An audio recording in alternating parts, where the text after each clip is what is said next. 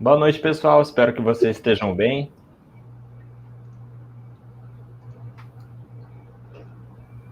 Boa noite, gente. Vocês estejam bem. Meu nome é Amanda, sou vice-presidente da Lacan. Boa noite, gente. Espero que todos tenham uma ótima aula.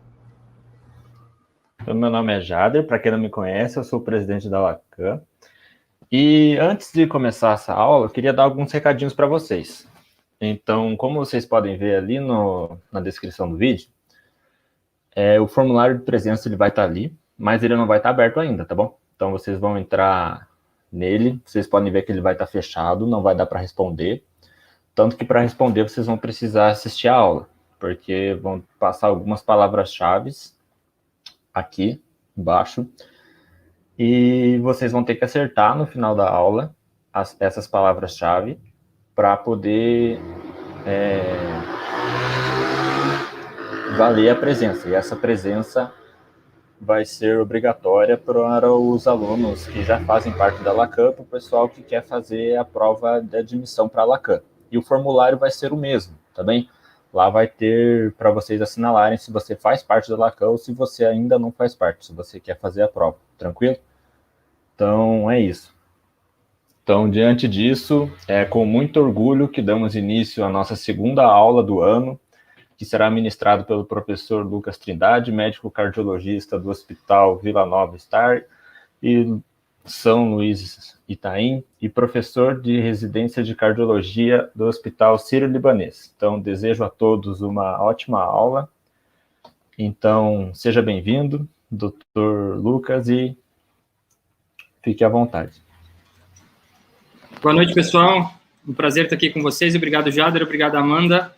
Muito legal vocês estarem aqui à noite para assistir uma aula dessa. Eu lembro quando eu era da Liga de Cardiologia, eu fui vice-presidente, fui presidente, e hoje estou aqui com vocês. Então, isso é só para estimular vocês a continuarem vindo, que um dia vocês viram cardiologista e vai dar tudo certo. Vamos lá. Está caindo uma chuva imensa aqui, eu não sei se está dando para me ouvir bem, se está tendo algum problema maior. Qualquer coisa já me avisa. Já vou fazer a aula aqui. E no final da aula eu fico, claro, à disposição para qualquer tipo de dúvida, a gente vai conversando. Então, a segunda aula da Liga, a gente vai falar sobre dor torácica. Dor torácica é uma aula clássica e que a gente tem que entender toda a abrangência, cada parte específica, desde a semiologia até o tratamento. Então, é uma aula para eu relembrar vocês, isso não é uma aula clássica de faculdade, isso aqui é uma aula para eu jogar bastante informação, relembrar todo mundo, fazer uma aula mais dinâmica, para que a gente lembre muita coisa e saiba discutir dor torácica na emergência. Perfeito? Vamos lá. Aqui é só uma forma de separar a aula, a gente vai falar 3 casos clínicos simples, vai falar diagnóstico diferencial, fisiopatologia, eletro é uma coisa clássica na dor torácica, a gente precisa saber, diagnóstico, principalmente de síndrome coronariana aguda, e um tratamento geral. 3 casos clínicos que são completamente diferentes, mas tem que balizar o nosso entendimento de dor torácica na emergência. Então, caso clínico 1, 60 anos, masculino, dor torácica 40 minutos, uma dor torácica, 40 minutos, durante esforço físico, dor em aperto, de forte intensidade, com irradiação para braço esquerdo, que dura mais de 20 minutos, em um paciente hipertenso, diabético, dislipidêmico, tabagista, obeso, que tem história familiar de doença coronariana precoce. Alguma dúvida em relação ao que você tem que pensar como primeiro, segundo e terceiro diagnóstico? Então, é um homem idoso com uma dor típica e fatores de risco cardiovasculares. Claro que você tem que pensar em infarto, mas isso é fácil, qualquer um pensa isso. Esse é um caso clássico de dor torácica que você tem que pensar em infarto, provavelmente é. A dor é muito típica. E esse segundo caso? Mulher, 40 anos, mal-estar a 30 minutos. A primeira coisa é que ela já não tem idade, ela já é do sexo feminino que tem menos doença, apesar de doenças mais graves quando tem, mas menos doença cardiovascular. E que a queixa principal dela na emergência não foi dor torácica. Isso já confunde todo o serviço. Quem chega com dor torácica já vai fazer eletro, já fica todo mundo desesperado. Mal-estar, às vezes o paciente demora horas para receber diagnóstico. E a queixa dela é frustra. É um início de mal-estar, um desconforto, hora em aperto, hora em pontada, não é aquela dor típica, não tem uma forte intensidade, aquele desconforto que incomoda, que começou durante uma briga, associado à agitação, formigamento de membros superiores, hiperventilação, que nada melhora, nada piora em uma paciente sem antecedentes pessoais e uma paciente sem história familiar. Essa é a típica história de infarto? Não é. Mas quem de vocês for trabalhar em emergência cardiológica, principalmente em hospital particular, vocês vão ver que vocês vão ter que fazer muito diagnóstico diferencial com ansiedade, síndrome do pânico. É muito comum. Da dor torácica, a pessoa não tem doença, ela vai à emergência. E você vai ter que tocar esse caso. Se você vai internar essa paciente, você vai dar alta, você vai dar um Buscopan, o que você vai fazer? E nessa velhinha, 80 anos, viúva, aposentada, vomitando. A primeira coisa é que ela não vai para o cardiologista. E aí você descobre que ela não tinha nenhum sintoma, começou a ter náusea e vômito. Tontura, mal-estar, dor epigástrica. Não teve febre, nada que eu pense de foco infeccioso, não tem dispneia, não tem uma dor torácica típica, ela tem uma dor epigastra e náusea, não tem diarreia, não tem alteração urinária, mas é uma paciente absolutamente idosa, super idosa, os super idosos são acima de 80 anos, é uma paciente hipertensa, diabética, insulino-dependente, com doença cerebrovascular há 3 anos, ou seja, já de muito alto risco cardiovascular. Você tem que pensar em dor torácica nessa paciente com vômitos? Esse é o raciocínio que a gente tem que ter. A gente tem um caso clássico, o caso de uma mulher jovem e uma idosa vomitando. Aqui, classicamente, a gente tem que lembrar dos idosos, mulheres e diabéticos que têm dores atípicas. Então, os 3 casos são 3 casos de dor torácica. Qualquer dor abaixo do queixo, em cima do umbigo, a gente tem que pensar no tórax, tem que pensar em coração. Não pode mandar para casa de qualquer jeito. Tem que, pelo menos, fazer algum raciocínio de dor torácica. Perfeito? Vamos falar algumas coisas. Quando chega com dor torácica, dor epigástrica, desconforto torácico, angina típica, o que você tem que pensar? Nas principais doenças da emergência. E o que não pode esquecer? Síndrome coronariana aguda. Você não vai liberar um paciente na dúvida de síndrome coronariana aguda. Você vai internar, você vai buscar, você vai ser agressivo com esse paciente. Não é dor no dedo mindinho, é infarto, tem que ser agressivo. Não pode liberar na dúvida. Mas não se esqueçam de síndromes aórticas agudas, de secção de aorta, o tratamento é completamente diferente de infarto. A dor classicamente é diferente, o jeito que o paciente se apresenta é diferente, geralmente é gravíssimo. Mas lembrar, no infarto você dá AS clopidogrel, você aumenta o risco de sangramento. E na síndrome aórtica aguda, na dissecção de aorta, a única coisa que você não quer é que esse paciente sangre. Então, se você achar que é uma síndrome coronariana aguda e não for uma dissecção de aorta, você pode complicar o paciente. Não se esquecer de tromboembolismo pulmonar. Às vezes o eletro é normal, a troponina é normal, mas o paciente pode ter TEP, dor torácica grave, ruptura de esôfago, pneumotórax hipertensivo, úlcera péptica, pericardite, dor musculoesquelética, ansiedade, síndrome do pânico. Tudo isso é clássico no pronto-socorro. Clássico, clássico, clássico. Só que você não pode comer bola nesses 5 primeiros. Você só vai liberar o paciente da emergência quando você descartar essas 5 primeiras. Elevada mortalidade. Não tem como liberar o paciente sem um raio-x de tórax, sem uma ausculta bem feita. Um pneumotórax é rapidamente descartado. A ruptura de esôfago, isso pode acontecer pós-libação alcoólica, um esforço muito grande, ou etilista crônico, que está no pronto-socorro, rebaixado, com dor torácica, vômito. A gente tem que lembrar de tudo isso, perfeito? E, claro, não é a maioria dos casos, vai ser tudo grave. Vai ser besteira, vai ser úlcera, vai ser pericardite, que é raro, mas a gente encontra. Muitas vezes dor musculoesquelética, ou seja, dor não cardíaca, ansiedade, síndrome do pânico. A questão é a gente conseguir tocar isso no dia a dia, e tocar isso com qualidade. Liberando o paciente que tem que liberar e internando o paciente que tem que internar. A gente só não pode errar com esses 5 aqui, porque senão morre. Todos vocês têm livros e livros e livros e livros que têm todo esse diagnóstico diferencial. De todos os sistemas, sistema cardíaco, sistema vascular, pulmonar, gastrointestinal, cada diagnóstico e cada característica do diagnóstico. Uma dor musculoesquelética piora a palpação classicamente. Então, o paciente chega com uma dor frustra, a movimentação piora, a palpação do tórax do paciente piora. Ou uma dor cardíaca, você pensando em pericardite, uma dor que tem uma ausculta cardíaca com atrito, que melhora no decúbito, piora quando deita, um eletro com supradifuso. Cada doença vai ter uma característica. Então, chegou com dor torácica, desde a propedêutica até os exames mais avançados, você vai ter que usar de tudo. História, exame físico, exames complementares simples, exames complementares agressivos. Só dessa forma você pode liberar um paciente com pirose. Passa um leite de magnésio, omeprazol e manda embora. Mas se for dissecção, você está ferrado, meu amigo. Então, tem que ter muita técnica, tem que investir no paciente, examinar, ver a história. Dor torácica é muito importante. Falando mais especificamente de dor torácica anginosa, do que mais nos preocupa, síndrome coronariana aguda.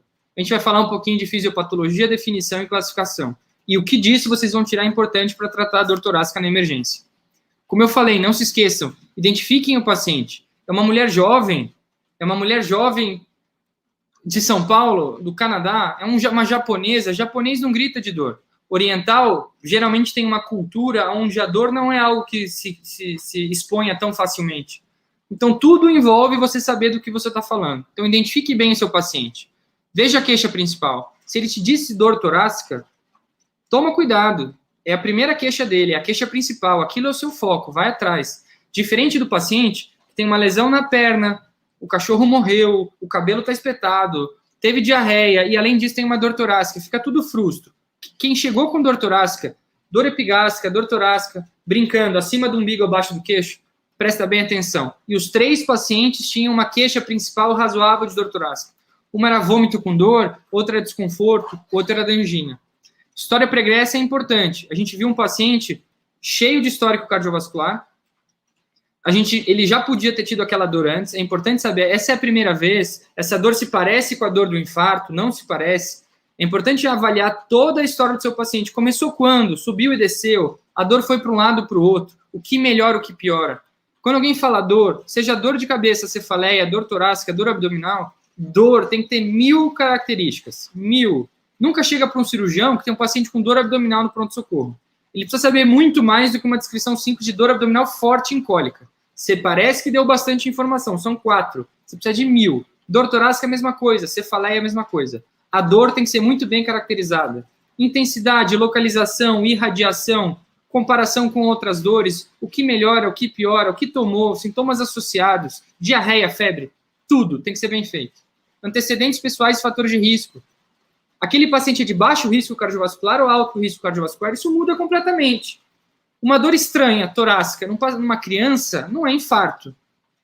Uma dor torácica numa idosa avessezada, eu vou pensar em infarto. Então, antecedentes e fatores de risco vão mudar muito, principalmente em relação a doenças pregressas, ou seja, doença cardiovascular já estabelecida, cerebrovascular, arterial carotídea, arterial coronariana, arterial aórtica, arterial periférica. Pacientes com doença arterial já têm alto risco para ter doença, ou mesmo risco cardiovascular por si. Perfeito? E antecedente familiar. História familiar de DAC precoce, ou seja, parentes de primeiro grau com homens com infarto antes dos 55 anos e mulheres antes dos 65 anos, isso é história familiar de DAC precoce. Isso eleva o risco cardiovascular do meu paciente. Não é minha avó morreu de AVC aos 99. Isso é doença adquirida. Doença precoce é homens abaixo de 55 de primeiro grau e mulheres abaixo de 65. Tudo isso é importante. Como eu falei da dor torácica, tem que caracterizar. Essa aqui é uma foto clássica do Netter, que todos vocês têm, que é o sinal de Levine, a dor torácica típica, a angina típica. E em uma foto, o Netter consegue colocar 1000 informações. Então, percebam que é um homem idoso, de cabelo branco, com sobrepeso, olha o papo dele. Está no frio tem mais vasoconstrição, aumenta o risco de isquemia miocárdica. Ele está saindo de um restaurante, ou seja, acabou de encher a pança. Está subindo uma escada, ou seja, está fazendo esforço físico. É um tabagista, o cigarro caiu no chão. Ele sentiu dor torácica, se arqueou para frente, colocou a mão no peito, a dor se irradiou para o braço esquerdo e a mala caiu. Em uma única imagem, eu tenho 1000 características. E é isso que a gente tem que ter capacidade de colocar no prontuário e passar para o chefe ou para si mesmo para dar diagnóstico. Então, localização, duração, características, o que melhora, o que piora, irradiação, sintomas associados. Isso aqui é dor típica, não tenho dúvida. Dor típica é diagnóstico de isquemia miocárdica. Eu não preciso de troponina, eu não preciso de eletro. Até que se prove o contrário, uma dor torácica típica, eu vou considerar como síndrome coronariana aguda. Perfeito? Essa é uma classificação muito, muito, muito usada em protocolo de dor torácica em qualquer hospital. SUS, Hospital Público Americano, Europeu, é uma classificação de dor torácica em relação a pensar se é infarto ou não, uma classificação de dor torácica pensando em angina que vai de A a D. A é definitivamente anginosa. A dor é tipo A, é típica, é uma dor clássica, eu não tenho dúvida. Isso é diagnóstico de insuficiência coronariana. E a dor tipo D é o contrário, é definitivamente não anginosa. É um paciente que tomou um tiro no peito, tem um herpes zoster gigantesco, que tomou uma bolada enorme, que tem uma fratura de costela. É uma dor que não tem característica anginosa. Eu não preciso de nenhum exame, ela é definitivamente não anginosa. O paciente chegou com dor torácica, eu classifico como tipo D, eu excluo o protocolo. Esse paciente vai parar na clínica médica, ele sai da frente do cardiologista. Perfeito? Então, A é diagnóstico, D, descartado o diagnóstico. A dor tipo B é a dor que é provavelmente anginosa, mas você precisa de exame para confirmar. E a dor tipo C é a dor que você não acredita. Ela é provavelmente não anginosa, mas você precisa de exame para descartar. Tá claro? Com essa classificação, você consegue gerir muito bem um hospital, um pronto-socorro. A dor tipo A, meu amigo, acabou. É UTI cardiológico. Vai investigar, vai dar diagnóstico ou não, é uma dor típica. Esse paciente precisa ficar internado. A dor tipo D vazou. A dor tipo B e C vai depender do risco cardiovascular. Uma dor tipo C, que eu não acredito que seja coração, num paciente de baixo risco, eu não preciso investigar internado. Se o eletro for normal, a tropo for normal, eu posso mandar embora. Agora, uma dor tipo B, num paciente cheio de fator de risco, não é uma dor típica. Meu amigo, investe nesse paciente. Tá claro? Isso aqui ajuda muito a gente a gerir dor torácica na emergência.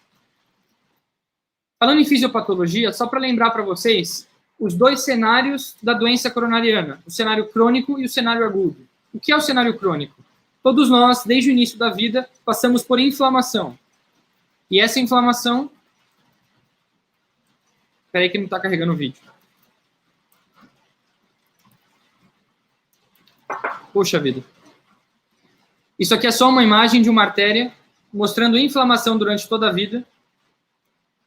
E essa inflamação vai fazendo placa de gordura na parede. Então, todo tipo de inflamação, tabagismo, diabetes, hipertensão, sedentarismo, apneia do sono, hepatite, HIV, qualquer tipo de doença inflamatória gera aterosclerose, por inflamação da parede. A doença crônica é a formação da placa ano após ano, muito lentamente, até que fique desse tamanho. E essa imagem aqui mostrava da doença crônica, por que vira aguda. A síndrome coronariana aguda é uma placa aterosclerótica que se rompe. Puta, eu não vou conseguir. Sinto muito, pessoal. Essa placa se rompe, ela tem uma capa fibrosa que reveste essa placa aterosclerótica, então tem um núcleo lipídico grande, e você vai ter uma ruptura da capa fibrosa. Essa ruptura vai expor as células do sangue, todo o núcleo lipídico, que é não self. Imediatamente vai se formar um trombo branco e um trombo vermelho, trombo de plaquetas e trombo da cascata de coagulação. Perfeito? Então, a doença crônica, ela vai devagarinho, ela altera o fluxo. E a doença aguda é uma ruptura da placa com formação de trombo branco e trombo vermelho. Perfeito? E tudo isso acontece nas artérias coronárias. Chamam coronárias porque coroam o coração. Tem esse formato. Também não vai o vídeo, sinto muito. Essas artérias, temos três principais. Essa aqui é a aorta, e da aorta nós temos a artéria coronária direita, que irriga principalmente a parede inferior do coração. Temos a artéria descendente anterior, que irriga a parede anterior e o ápice do coração. E lá atrás temos a artéria circunflexa, que irriga a parede lateral do coração. Essas são as três principais artérias. Todo esse processo crônico e o processo agudo de ruptura de placa aterosclerótica e trombo branco e trombo vermelho vão acontecer nessas três principais. A gente tem que entender isso, para entender a anatomia e para entender eletrocardiograma. Perfeito. E tudo isso eu falei para a gente pensar. Na emergência, a gente tem que entender se aquilo é um evento agudo ou se aquilo é um evento crônico. Perfeito? Uma doença crônica eu não preciso internar. Uma doença aguda eu preciso internar. Principalmente síndrome coronariana aguda. Perfeito? É só para lembrar um pouquinho de fisiopatologia, para a gente não esquecer o principal de dor torácica.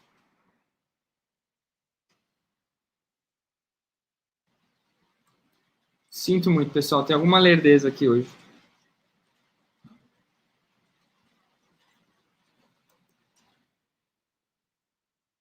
Não consigo passar o slide para frente nem para trás. Passei. Essa aqui é uma imagem só mostrando como se fosse esquecendo o músculo, vendo só as artérias. Vemos a aorta, coronária direita e coronária esquerda. Essas são as artérias epicárdicas, coronária direita e a coronária esquerda, se bifurca em descendente, anterior e circunflexa. Isso que eu queria chamar a atenção de vocês. Cada uma delas vai ter as suas ramificações. Então, descendente posterior, marginal, mas isso eu não quero que vocês lembrem agora. Eu quero só que lembrem das três principais, perfeito? E elas que vão entupir, e assim que a gente vai entender eletro. Se o slide deixar.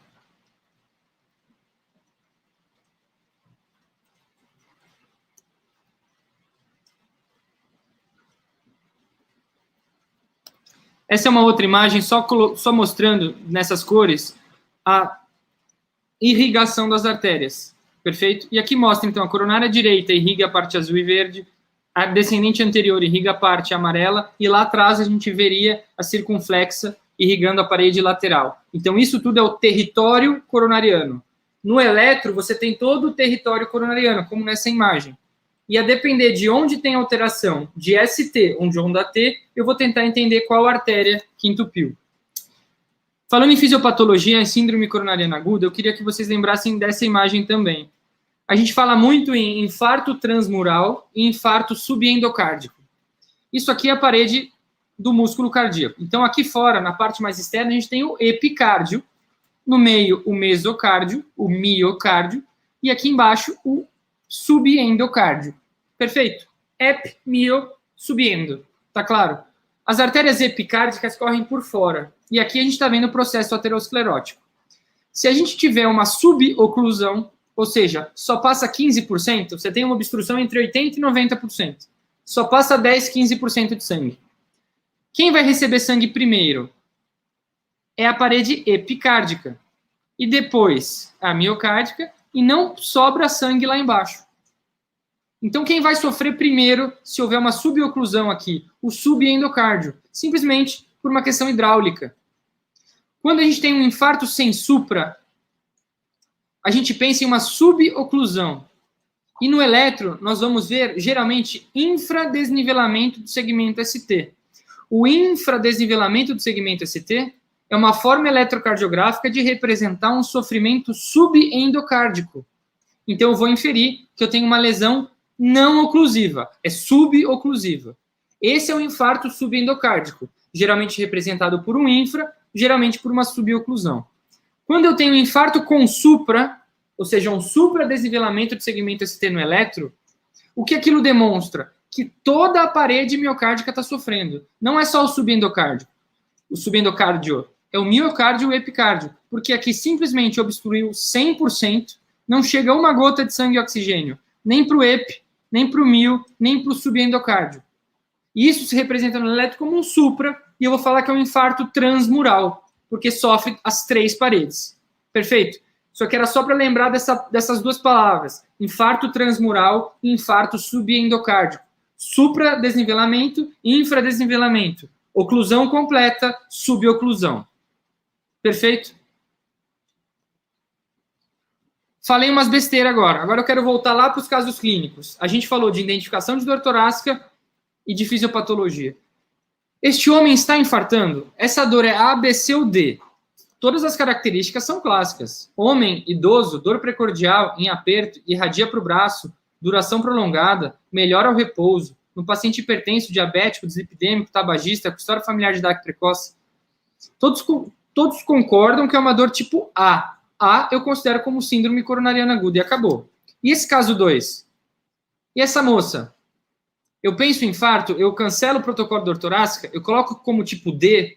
Queria chamar a atenção de que é uma mulher, mas ela diz que tem dor em aperto e ela diz que foi durante uma briga. Quando a gente vai ler sobre a classificação de dor torácica típica na angina estável, a gente caracteriza a dor como a gente caracteriza se é típica, atípica ou não cardíaca em 3 características. O tipo da dor, o que desencadeia e o que melhora. O tipo da dor, dor em aperto ou opressão, desencadeado por esforço físico ou estresse emocional, e que melhora com repouso ou nitrato. As 3 características das 3, você vai falar que é dor típica. 2 das 3 características, dor atípica. E uma ou nenhuma, dor não cardíaca. Isso na doença estável, no ambulatório. Mas transferindo esse conceito de dor típica, atípica e não cardíaca da doença coronariana crônica para a doença aguda, ela não tem dor no peito, que também é em aperto, e não foi desencadeado por estresse emocional? Então eu tenho 2 de 3 características. Eu tenho minimamente uma dor atípica. Você jura por Deus que você não vai pedir nenhum exame para essa mulher? Você vai classificar como D e mandar ela embora? Tomem cuidado. Ela pelo menos tem uma dor atípica, não é não cardíaca. Tá claro? Eu posso colocar como dor tipo C. Mas eu vou fazer um exame para descartar. Eu vou fazer um eletro nela, eu vou fazer um raio-x de tórax, eu vou pedir um marcador de necrose miocárdica. Mas eu não vou classificar como D. Ela me dá 2 características. Tá claro? E esse outro caso? Mesma coisa, uma paciente com idosa, super idosa, náusea e vômito, mas que tem dor epigástrica. E é uma paciente com doença cerebrovascular. E, além disso, é uma idosa, mulher e diabética, que pode ter dor atípica. Será que essa dor epicárdica não é uma dor torácica atípica? Você vai desclassificar essa mulher da dor torácica? Você vai mandar ela com Plasil e Buscopan para casa? Cuidado, gente. Tudo isso que eu quis dizer é, quem que infartou? Não sei. Eu não sei. O primeiro pode ter piti, o segundo pode ser infarto. Lembrar que não é só doença aterosclerótica que causa infarto. Pode ser dissecção de coronária, embolia coronária, doença microvascular, tem outros 1000 tipos. Mas usem o protocolo de dor torácica. Dor torácica na emergência envolve um grande diagnóstico diferencial, são muitas doenças graves, e principalmente relacionado ao infarto, não podemos comer bola. A gente tem que ser altamente sensível. Pensou, vai ter que descartar. O paciente merece um eletro, um raio-x e um troponina. Perfeito? Essa era a mensagem principal da aula relacionada à dor torácica na emergência. Falando um pouquinho ainda, eu vou falar só um pouquinho de eletro no infarto, diagnóstico e tratamento. Eletro. Uma coisa super importante quando a gente fala de eletro e dor torácica na emergência. Tem que ser feito em 10 minutos. Não importa se é no SUS, se é nos Estados Unidos, se é no Escambau. Corre para fazer o eletro. Corre. Se você ouviu falar que tem um paciente que está fazendo inalação com dor torácica, arranca a inalação da cara do paciente e pede para a enfermeira fazer o eletro imediatamente. Tá claro? Não é para o paciente ficar 4 horas no pronto-socorro até você descobrir que ele tem um supra, gente. Que tem um infra. Não é. Que tem um ataque supra. Que tem uma FA de alta resposta. Dor torácica, eletro em 10 minutos. E em hospitais que tem compliance, que tem auditoria, tudo isso, isso é visto. Os diagnósticos de síndrome coronariana aguda feitos na emergência, se o eletro não tiver feito em 10 minutos, é ponto negativo. O hospital perde ponto e pode perder, inclusive, as licenças. Então, tem que ser feito rápido. Ah, mas eu não sei ver eletro. Gente, vai com calma. O eletro é chato, é feio, mas se todos nós, internos, residentes, chefes, formos dar o diagnóstico com calma, a gente consegue. Vocês vão ver 1000 aulas de eletro. O que eu sugiro? Sempre fazer com calma. Segue os 5 passos. Primeiro define o eixo, lembra as regras do eixo, de D1 e AVF. Depois define o ritmo, principalmente se é sinusal ou se é fibrilação atrial. Define a frequência cardíaca. Ele está taquicárdico, ele está bradicárdico, está normal. Mas vai com calma. Vê onda por onda. Onda P, complexo QRS, onda T. Vai uma por uma. Olha, onda P parece bonita, o QRS não tem alargamento, parece bonito. A onda T, ela parece normal. Ela é assimétrica, ela sobe, ela não é invertida, ela não é pontuda. Perfeito? Passei pelas 3 ondas. Depois você vai ver segmento. Segmento PR, segmento ST, segmento QT. Perfeito? Aí você vai ver o PR, você vai falar, o PR é normal, não tem o bloqueio atrioventricular. Ah, o ST é de isquemia, supra ou infra. Olha todas as derivações, não vejo alteração de ST. Não vejo. É um paciente idoso, cheio de fator de risco, com dor torácica, mas o eletro, ó, isquemia aguda eu não vejo. Isso descarta infarto? Não, pode ser eletro normal, mas um eletro não alterado. E o segmento QT, a gente tem visto muito agora com cloroquina, Covid, múltiplos remédios que alargam QT, a gente tem que ver o QT com calma. Perfeito? Tudo isso para dizer, dá para todos nós darmos diagnóstico em eletro na emergência, é só ir com calma. Você não pode querer ver um supra rápido, não viu nenhum ritmo, está em FA. Você quer ver um infra gigantesco, mas nem viu que tem bloqueio. No bloqueio de ramo esquerdo, você não pode ver infra ou supra, etc. Passem pelas etapas que vão ver. Esse é um eletro normal. Aqui só relembrando.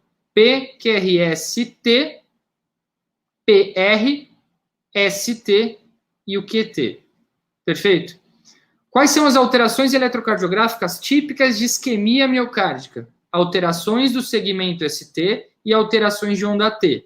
Então, o paciente com dor torácica na emergência, eu vou buscar o olho rápido para ver alteração de ST ou supra, sugerindo infarto com obstrução total, ou infra, sugerindo infarto com suboclusão.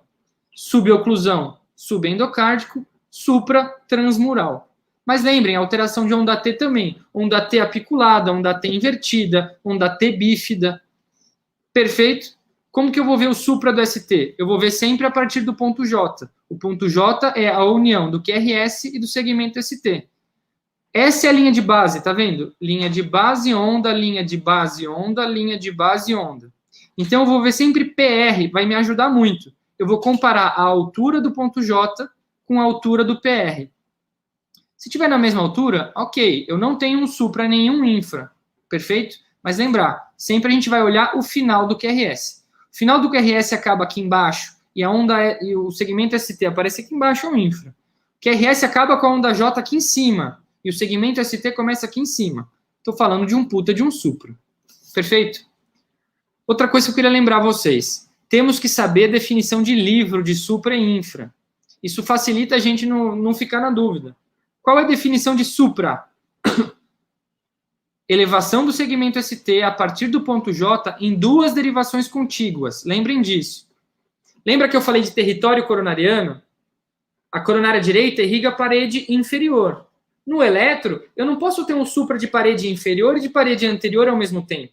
Uma derivação aqui e uma derivação aqui. Não faz sentido quando eu penso em isquemia miocárdica, em isquemia coronariana. Não faz sentido. Perfeito? Então, o que são duas derivações contíguas? Duas derivações da parede inferior, duas derivações da parede anterior, duas derivações da parede anterolateral. Perfeito? Mas não podem ser uma embaixo e uma em cima. Tem que ser duas contíguas. Perfeito? E que tenha pelo menos um quadradinho. 0,1 milivolt é um quadradinho. Perfeito? Um quadradinho em qualquer derivação. Então, o paciente nem tem dor torácica, mas ele tem uma supra, vai fazer diagnóstico diferencial. Pode ser pericardite, pode ser 1000 doenças que a gente vai falar mais na frente na tabela. Mas você está vendo que tem mais de 1 milímetro que o ponto J está acima da linha de base. Isso é supra. Exceto em V2 e V3. Em V2 e V3 é onde classicamente a gente tem repolarização precoce. Vocês já ouviram falar nisso. O que é a repolarização precoce? Um suprinha. Um supra, porque repolariza muito precoce. Mas o problema é que você vê um supra. Em V2 e V3 isso é muito claro. Por isso, em V2 e V3, você considera supra só quando é maior que 2 quadradinhos em homens acima de 40, 2 quadradinhos e meio em homens abaixo de 40 e pelo menos 1 quadradinho e meio em mulheres. Tá claro? Não quero que todos decorem e saibam falando isso para todo mundo. É só você ouvir falar que tem a repolarização precoce, que é principalmente em V2 e V3, que os critérios de supra são mais específicos nessa derivação. Tá claro? E quando a gente fala de infra você já considera meio quadradinho. É 0,05 milivolts. Perfeito? Pelo menos um quadradinho, pelo menos meio quadradinho em duas derivações contíguas. Tá claro? E só para vocês já ouvirem uma vez, e duas e três, até decorarem, memorizarem, a história do bloqueio de ramo esquerdo. Um paciente que apresenta um bloqueio de ramo esquerdo novo, quer dizer que o infarto foi tão violento que comeu toda a parede, isquemiou todo o músculo e também isquemiou o ramo esquerdo. Morreu célula muscular e morreu célula de condução elétrica. É um infarto tão violento que o paciente tinha um QRS estreito, infarta e ele faz um bloqueio. Essa é a ideia do bloqueio de ramo esquerdo novo. Então, você tem um paciente internado, eletronormal, eletronormal, eletronormal. Um dia ele fala assim, estou com dor torácica. Você faz um eletro, ele tem um bloqueio de ramo esquerdo novo, sai correndo. Isso é um puta de um supra que comeu toda a parede, infarto transmural e comeu célula de condução elétrica. Tá claro? Ah, mas como é que eu vou saber se é novo? É difícil mesmo. Se você está em emergência e não conhece o paciente, não dá para saber. A grande maioria dos bloqueios de ramo esquerdo são crônicos. Pacientes idosos, hipertensos, infartados prévios, com insuficiência cardíaca, com chagas, todos eles podem ter bloqueio de ramo. Mas se você não sabe, você não trata como supra. Se você sabe que é um bloqueio novo, sai correndo. Perfeito? Relembrando, duas derivações, supra maior que 1, supra maior que 2 se for em V3 em V2 e o infra maior que meio. Tá claro? Muitas vezes vocês me mandam eletro e eu fico vendo no WhatsApp aumentando a foto assim para tentar contar quadradinho. Simplesmente isso. Para eu tentar entender se tem pelo menos 1, se tem pelo menos meio, se aquele supra em V2 e V3 é supra ou é repolarização precoce. Aí eu tenho que saber a idade do paciente. Perfeito? Usem regras, isso ajuda vocês a dar diagnóstico.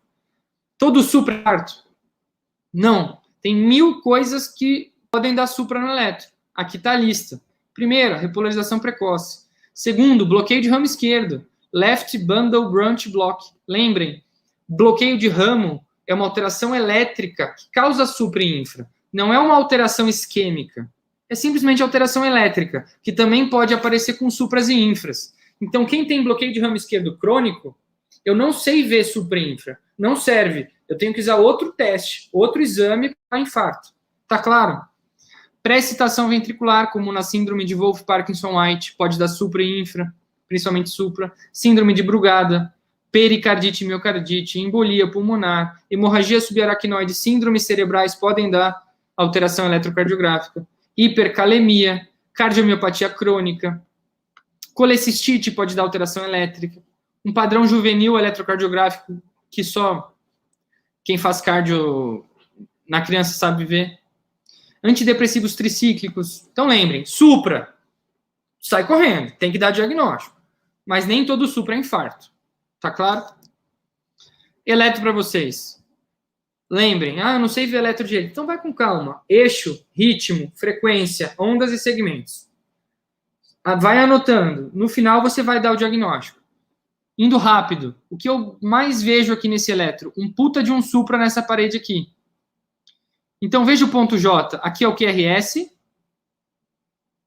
Perfeito? E olha onde termina o QRS. Aqui em cima. Quantos quadradinhos eu tenho da linha de base até o ponto J? Pelo menos 2 ou 3.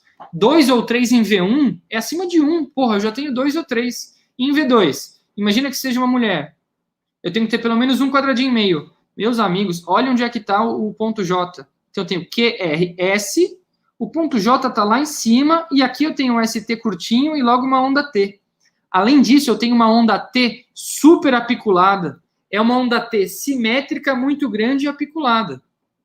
Então, aqui eu tenho um supra em V1, V2, V3, V4, perfeito? Associado a uma onda T apiculada. Isso aqui é infarto, até que se prove o contrário, é um infarto com supra. Se você tiver na emergência, você vai ter que trombolizar ou mandar para angioplastia. Perfeito? Outro eletro. Olhando rápido aqui. Alguém vê supra ou infra em algum local? Muito bonito, muito clássico?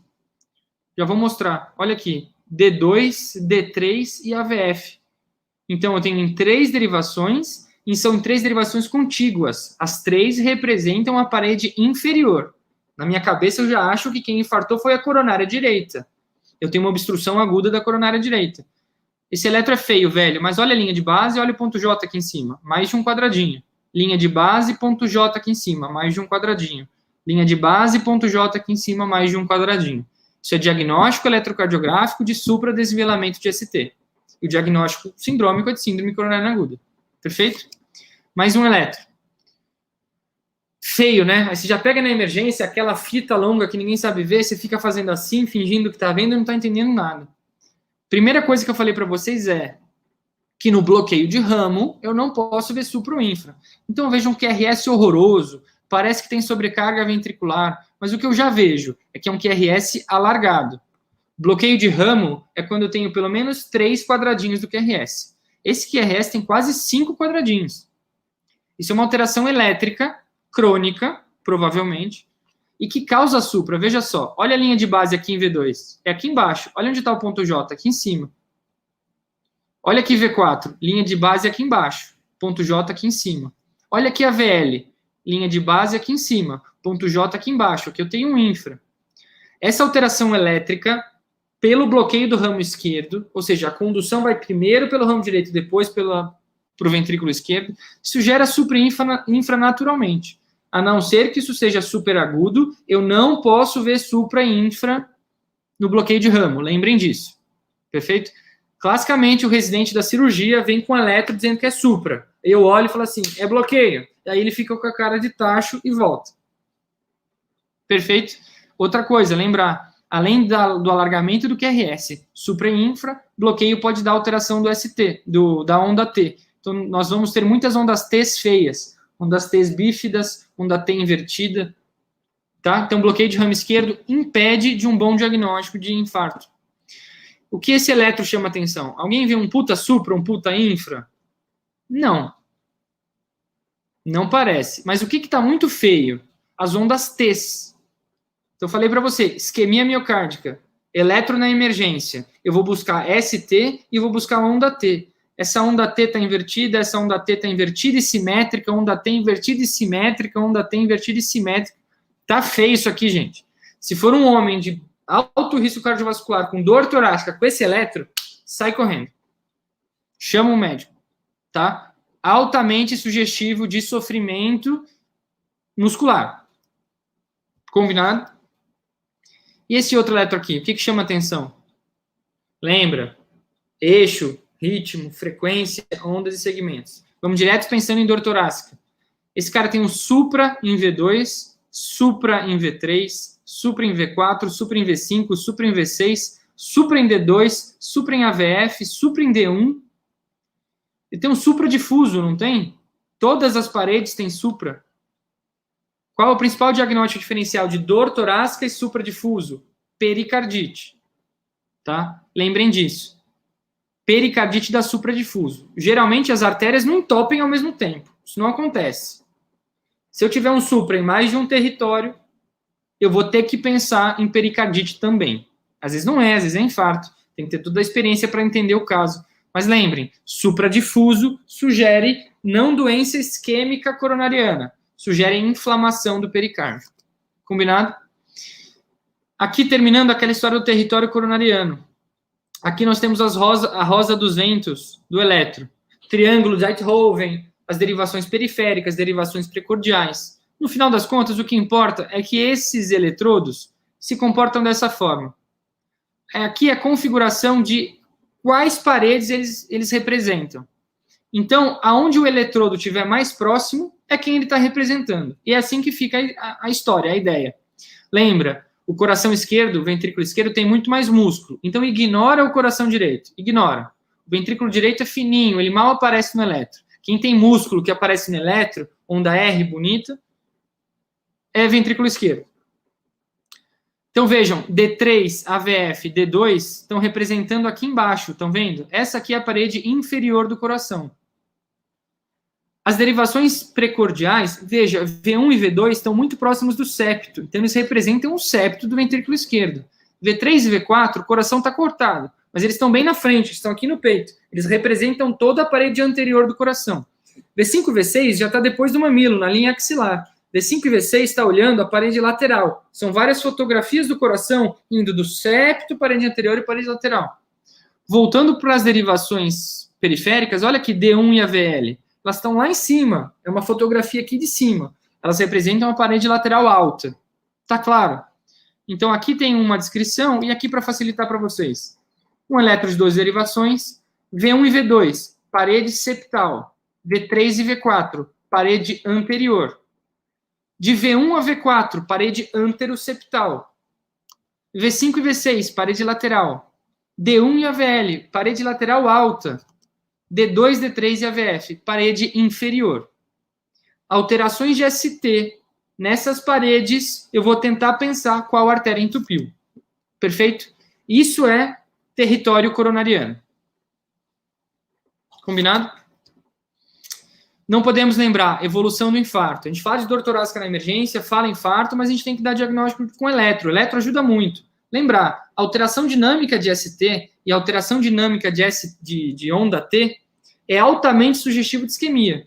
O paciente que chega, que tem um infra, depois o infra normaliza, depois o infra piora, depois você dá nitrato, o infra melhora. Alterações dinâmicas sugerem que o fluxo muda a qualquer momento. O cara está gritando de dor, super hipertenso, o infra aumenta.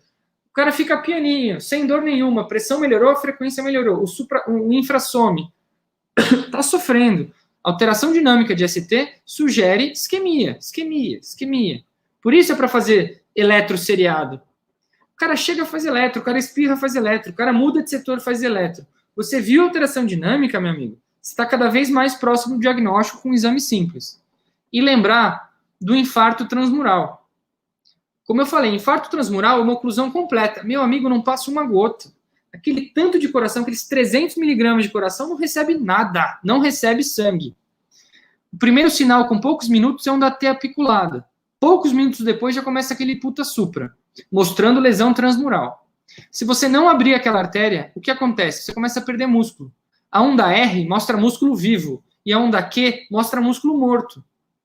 Poucas horas depois do início do infarto, você já começa a ver onda Q.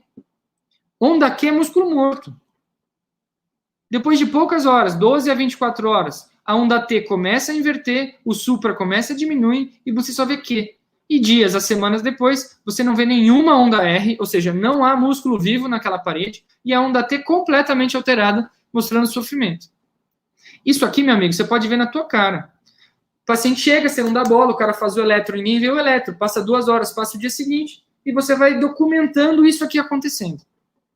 É um erro crasso. Então, prestem bem atenção. Onda T apiculada, abre o olho, pô. Ou é potássio, ou é infartaço. Repete o eletro em meia hora. Repetiu em meia hora, em 15 minutos, em 2 minutos. Tem um puta supra, você pegou o início. Agora, o cara chegou no dia anterior, é o dia seguinte. Você faz um eletro, já tá desse jeito, você já perdeu tempo. Finalizando a história do infarto. Lembrem, usem métodos complementares. Identificação, história, anamnese, importantíssimo. Quando a gente fala de infarto, tem que ter marcador de necrose miocárdica. Não libera um paciente com dor torácica sem uma troponina. Esquece CKMB, esquece mioglobina, esquece CK. Esquece. Diagnóstico de infarto é com troponina. E hoje em dia, troponina ultrassensível. E lembrar, troponina ultrassensível só é usado na emergência, é para isso que foi criado, e você tem que ter um protocolo específico. O mais comum que a gente usa é a troponina sensível e não a ultrassensível. E no diagnóstico diferencial, peça uma bioquímica completa. É TEP que eu estou pensando, pede um dedímero. Estou pensando em pneumonia, qualquer coisa associada, dor torácica, Covid da dor torácica. Pede uma bioquímica completa, pede um raio-x de tórax, você vai ver alteração pulmonar, você vai ver pneumotórax, você vai ver o mediastino, o paciente tem um puto mediastino alargado, você vai pensar em dissecção de aorta, você vai evitar dar clopidogrel se tem mediastino alargado e você está com medo de ser dissecção. Em bons hospitais, tem que ter um ecocardiograma na emergência. O eco, ele já vê se tem alteração segmentar, ele já vê o tamanho do seu coração, ele já vê se o VD está normal para eu pensar em TEP, ele já vê a aorta e a válvula aórtica para eu pensar em dissecção de aorta.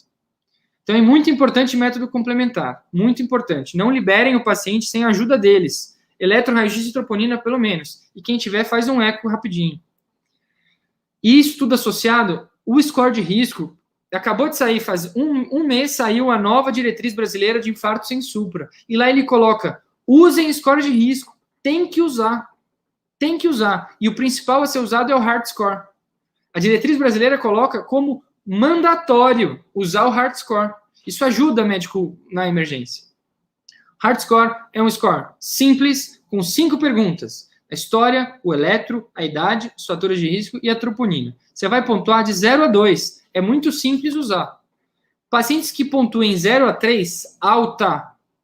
4 a 6, interna. E a mais que 7, alto risco. É muito fácil. Ah, é uma dor tipo C. Eu tô na dúvida. Meu amigo, bota no hard score. Rapidinho. Pega o aplicativo, hard score. Deu 2 pontos. Ó, meu amigo, eu não confio na sua dor. Seu eletro é normal. A primeira troponina negativa. Hard score é 3. Anota em prontuário. Hard score, 2. E escreve embaixo. Alta. Você tem várias coisas corroborando que aquele paciente não tem dor torácica isquêmica. A história frustra, ele não tem fator de risco. O hard score é baixo. O eletro é normal. A troponina é normal. Alta. Te ajuda muito. Agora, você está na dúvida e ele pontua 5, interna. O principal diagnóstico é síndrome coronariana aguda. É toda a história te ajudando e um score diagnóstico te ajudando. Perfeito? Esse score é usado para dor torácica na emergência. Lembrem dele. E quando a gente fala de síndrome coronariana aguda, lembrem, tem síndrome com supra, que é um infarto sem supra, e a síndrome sem supra, que é um infarto sem supra e angina instável. Qual a grande diferença do infarto sem supra e da angina instável? A definição de infarto envolve troponina positiva.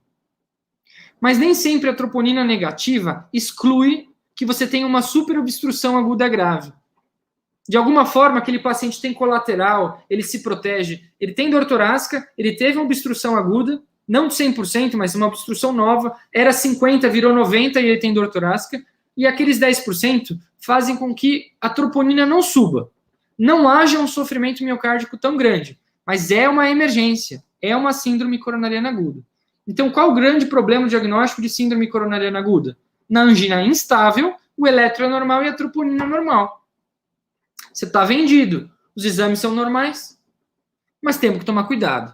Pacientes que têm alto risco cardiovascular, com uma síndrome coronariana aguda suspeita, com um heart score super alto, você pode estar à frente de uma angina instável, mesmo com troponina e eletro normais. Tá claro?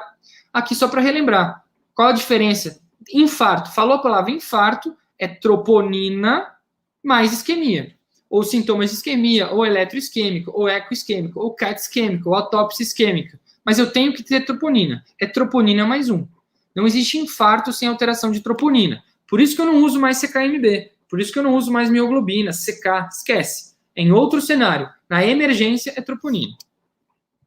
Combinado? E aqui lembrar, diagnóstico diferencial de outras alterações do segmento ST, a gente já falou lá atrás. Por exemplo, miocardite, pericardite, brugada, tricíclico, hipercalemia, tá? E outras causas de infarto com elevação de troponina. Então, alterações do eletro têm outras causas. E as alterações de troponina nem sempre é doença aterosclerótica. Como eu falei, tem outros casos que a gente fala que é MINOCA, que é myocardial infarction with non-obstructive coronary arteries, ou seja, infarto do miocárdio sem oclusão aterosclerótica. Dissecção de coronária, embolia coronariana, doença microvascular, miocardite, outras causas que a troponina se eleva e não é infarto. Perfeito. Isso aqui é só para lembrar essa parte de vocês.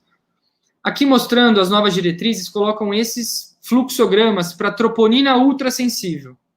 Então, quando vocês forem estudar, lembrem, tem que entender a diferença da troponina sensível, que se eleva em até 12 horas, e a troponina ultrassensível, que você com 1 hora ou 2 horas, você consegue descartar. A nossa troponina clássica é 12 horas. Então, quando for seriar a troponina, é 12 horas do início dos sintomas. Não é 12 horas, cheguei na emergência com uma dor há 4 dias e eu vou ter que deixar o cara mais 12 horas lá. Não é. Seriar a troponina em tempo hábil é seriar a troponina sensível em 12 horas do início dos sintomas. Se a dor começou meio-dia e eu cheguei a 1 hora, eu só vou poder falar que a troponina é normal se eu coletar uma troponina lá na frente. Tá claro? Agora, se você tiver uma troponina ultrassensível, em 1 hora você resolve isso. Quando você tem um infarto com supra, o que você tem que fazer? Abrir a artéria. É a primeira coisa que você tem que pensar. E você vai decidir se vai fazer isso com remédio ou com angioplastia. Mas você só tem que responder uma pergunta. Como eu vou abrir essa artéria? Perfeito? Sai correndo. Qual é melhor, fibrinólise ou angioplastia primária? Certamente angioplastia primária. Esse é o seu foco. Se você tiver um cateterismo à disposição, você vai angioplastar. E aqui é uma figurinha da diretriz europeia para a gente lembrar os tempos. Falei para vocês, eletro em 10 minutos. E a trombólise é em até 30 minutos. Perfeito? A trombólise tem que ser super rápida. O tempo porta-agulha, o paciente abre a porta do hospital e você começa a infundir o remédio, tem que ser no máximo em 30 minutos. Por isso que não pode perder tempo, tem que ser muito rápido. Os melhores resultados são em até 30 minutos. Se você perder 1 hora, 2 horas, 3 horas para começar o fibrinolítico, o paciente morre mais. Tem que sair correndo. E o tempo porta-balão, que é o tempo que o paciente entra no hospital, até o paciente começar o cateterismo, tem que demorar 1h30 no máximo. A não ser que você tenha que transferir o paciente. Se você está numa cidadezinha pequena e tem cateterismo na cidade do lado, você autoriza a transferência sem começar o fibrinolítico, desde que você consiga fazer isso com menos de 120 minutos. Se você não conseguir transferir em menos de 120 minutos, taca trombolítico, depois transfere. Então, eu queria lembrar esses tempos para vocês. 10 minutos para o eletro, 30 minutos porta-agulha, 90 minutos porta-balão, 120 minutos porta-balão, se tiver que ter transferência. Perfeito?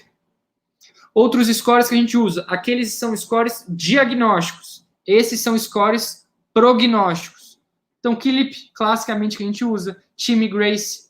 E lembrar, síndrome coronariana aguda, a gente usa a clopidogrel, usa a heparina, alto risco de sangramento. A gente também pode usar risco de sangramento para o paciente. Um paciente velhinho, com úlcera de estômago, com variz de esôfago, que usa anticoagulante, alto risco de sangramento. Eu tenho que saber de que paciente eu estou falando. São scores prognósticos. Perfeito? Aqui eu vou passar. O que eu quero que vocês lembrem disso.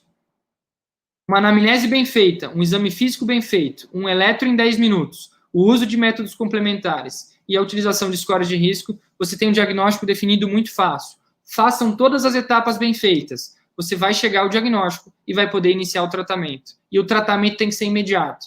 Dor torácica, fez diagnóstico, tem que fazer rápido. seja pneumotórax hipertensivo, seja úlcera, seja o que for, tem que dar diagnóstico rápido para tratamento rápido.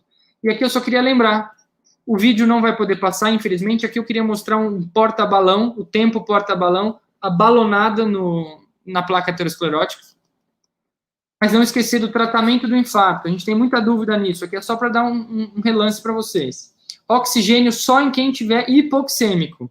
Novos trabalhos mostraram que não é para dar oxigênio para todo mundo. É só quem satura menos de 90. Está infartado, saturou 92, tá bom. Não precisa de oxigênio. Morfina não muda a mortalidade. Mas você pode fazer com cautela, desde que você não deixe o paciente rebaixado ou hipotenso. Ah, mas eu preciso fazer morfina. Não precisa, não muda a mortalidade. Tecnicamente conforta o coração, mas os trabalhos não mostraram diferença.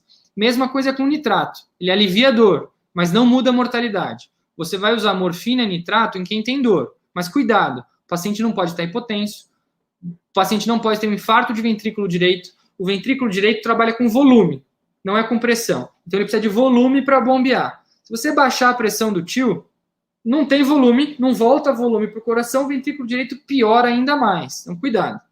E lembrar do uso de Viagra, sildenafil ou tadalafila. 24 a 48 horas. Qual é o problema? É o cara ter usado um vasodilatador, que é o sildenafil, e você dá outro vasodilatador. Você choca o cara. Um cara chocado, infartado, piora o infarto. Perfeito? Lembrando, nenhum dos dois muda a mortalidade. Só vai dar se tiver dor muito grande e vai dar com cautela. O que a gente não pode esquecer, antiagregante plaquetário. Dupla antiagregação plaquetária. Sempre AS com uso de outra classe dos inibidores do P2Y12. E você vai escolher clopidogrel, comumente no SUS, ou prasugrel e ticagrelor, que são melhores, mas são caros e tem no privado. Mas sempre, rápido, dupla antiagregação plaquetária. E lembra, dose de ataque. Tem a dose de manutenção, mas na emergência, dose de ataque. E o que eu não quero que vocês esqueçam jamais, também tem que dar anticoagulação muito rápida. Eu falei trombo branco e trombo vermelho. Você tem que dar antiplaquetário e tem que dar anticoagulante. Aí eu esqueci de fazer enoxaparina. Porra, então faz. Não pode esquecer a S-clopidogrel e não pode esquecer enoxa. Oxigênio é só para quem tem 90, morfina não muda a mortalidade. Esses dois não pode esquecer. Tá claro? Heparina não fracionada, heparina de baixo peso molecular, ou mesmo fondoparinux. Perfeito? E lembrar que tem dose de ataque também. Os outros remédios, estatinas e Ecobra e beta-bloqueadores também são feitos, mas não precisa fazer na emergência. Você pode fazer em 24 horas, pode ser o médico da UTI, você não tem que ter pressa. Na síndrome coronariana aguda, tem que lembrar dessas 3 classes, mas não tem pressa. Quem faz isso é o médico do dia seguinte. O que eu não quero que esqueça é rápido, dupla antiagregação plaquetária e anticoagulação. É isso que vai salvar o paciente na emergência. Perfeito? E tudo isso aqui envolve um processo crônico, um processo deletério crônico. Lesão cardíaca leva a resposta neurohormonal, que leva a ativação do sistema nervoso simpático, que leva a mais lesão deletéria, que leva a mais resposta, que leva a mais ativação, que leva a mais lesão. O IECA-UBRA atua na resposta neurohormonal, baixando a resposta neurohormonal. E o beta-bloqueador reduz, baixando a resposta do sistema nervoso simpático. Você diminui essa cadeia deletéria. Mas isso é mais crônico, não é no superagudo. O superagudo eu quero abrir a artéria, como eu falei para vocês. Tá claro? E vocês podem inventar o que vocês quiserem para lembrar de tudo isso. Vocês podem fazer o mnemônico que quiser. Monab, Monabixê, o que for. São todos os remédios que eu falei para vocês. Morfina, só para quem merece. Cuidado com a hipotensão. Oxigênio, só para quem merece. Cuidado, não há necessidade. Nitrato, só para quem merece. Cuidado com a hipotensão, cuidado com Viagra. AS para todo mundo, pelo amor de Deus. Clopidogrel para todo mundo, pelo amor de Deus. Heparina para todo mundo, pelo amor de Deus. Beta-bloqueador e estatina, deixa para o médico do dia seguinte. Perfeito.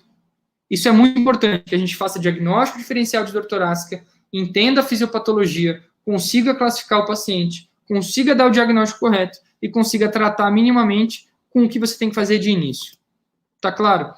Para quem quiser ver, são novas diretrizes da Sociedade Europeia de Cardiologia, fluxogramas bons, fácil de entender, tudo colorido, é muito bom estudar por essas diretrizes. Diretriz de infarto com supra 2017, diretriz de infarto sem supra de 2020, super nova, e a diretriz brasileira acabou de sair também faz um mês. Tudo isso é bom para a gente se atualizar. Tá bom, pessoal? Espero ter esclarecido alguns pontos para vocês, discutido dor torácica na emergência. Deu 1 horinha de aula. Estou aqui para responder perguntas para vocês. Obrigado mais uma vez pelo convite. Muito obrigada, doutor, por essa aula maravilhosa. A gente tem uma perguntinha da... se a angina instável, eu peço troco de quanto em quanto tempo no PS, considerando um quadro clínico sem alterações de instável? Se angina instável, o mais importante é, você colocou numa gaveta de síndrome coronariana aguda. Você está colocando angina instável porque provavelmente o eletro é normal. Mas você só vai diferenciar infarto de angina instável se você tiver troponina em tempo hábil. Então, isso. Peço de quanto em quanto tempo? Você precisa de uma troponina em tempo hábil. Ou seja, se for troponina sensível, em pelo menos 12 horas. Então, o paciente chegou. A dor começou ontem no almoço. Hoje já é meio-dia. Já faz 24 horas. Eu preciso pedir de 3 em 3 horas, de 6 em 6 horas? Não. A dor já começou há mais de 24 horas. Então, esse é um erro clássico do raciocínio. Não é seriar troponina independente, não. Se o paciente chegou com 1 hora, eu vou coletar com 3. Eu quero positivar o mais rápido possível. Eu quero dar o diagnóstico o mais rápido possível. Posso fazer de 3 em 3 horas, de 6 em 6 horas. Mas o mais importante é que eu só libere o paciente se eu tiver uma troponina em tempo hábil, ou seja, uma troponina com 12 horas do início da dor. Beleza, prof. Muito obrigada. Gente, eu queria lembrar para vocês que o formulário de presença está na descrição do vídeo. Ele já está aberto e todos aqueles que quiserem realizar a prova de admissão da Lacan devem preenchê-lo e os membros da Lacan também. Eu acho que foram essas as perguntas. Essa pergunta, prof. E obrigada novamente pela aula. Foi uma ótima aula. A gente recebeu vários elogios. E obrigada a todos também pela presença. Obrigado a todos, obrigado, Amanda, obrigado, Jada. Muito obrigado, doutor. Como sempre, uma aula maravilhosa, com uma didática incrível. É sempre uma honra tê-lo com a gente, então, muito obrigado por ter aceito o nosso convite. E ficamos sempre abertos para que, sempre que possível, espero que tenhamos mais aulas com o senhor para que a gente possa aprender mais ainda com esse grande mestre. Imagina, só chamar. Parabéns para vocês pela liga, parabéns a todos que estão aqui até essa hora assistindo. Só chamar que eu tô aí. Valeu, pessoal. Muito obrigado, doutor. Senhor. Boa noite a todos, pessoal. Muito obrigado.